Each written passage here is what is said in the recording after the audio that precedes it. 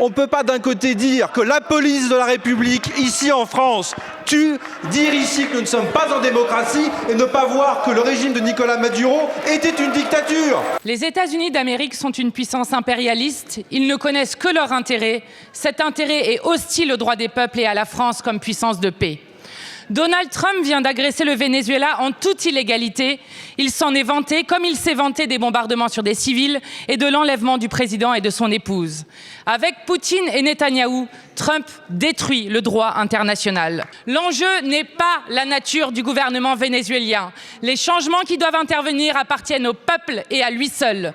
L'enjeu est d'affirmer que de telles agressions au mépris de la Charte des Nations Unies sont inacceptables. La France doit parler d'une voix forte pour s'opposer à cet impérialisme forcené aux côtés de la Colombie, du Brésil, du Mexique ou encore de l'Espagne. Emmanuel Macron nous fait honte.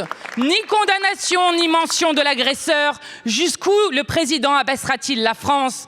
Pourquoi s'est-il couché devant Donald Trump en refusant de défendre le droit international? Pourquoi défendre l'OTAN au service d'un État qui nous menace et nous rançonne? Monsieur le Premier ministre, accepter que le droit international soit à géométrie variable, c'est légitimer le règne de la violence généralisée. C'est cautionner l'invasion de l'Ukraine et le génocide du peuple palestinien. C'est s'incliner devant l'annexion annoncée par Trump du Groenland et devant ses menaces sur Cuba ou la Colombie. Je crois avoir été clair sur l'agression et l'opération militaire menée par les États-Unis d'Amérique. Pardon de vous le dire, c'est votre première question au gouvernement que vous me posez depuis que j'ai été nommé Premier ministre. C'est très compliqué de vous entendre dire pas de double standard, ce avec quoi je suis complètement d'accord, et ne pas aussi appliquer la lecture du droit international sur la nature même du régime de Nicolás Maduro au Venezuela. Opération électorale viciée. Les résultats n'ont même pas été promulgués.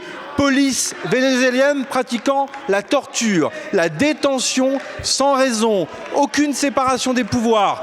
Pardon, on ne peut pas d'un côté dire que la police de la République, ici en France, tue, dire ici que nous ne sommes pas en démocratie et ne pas voir que le régime de Nicolás Maduro était une dictature.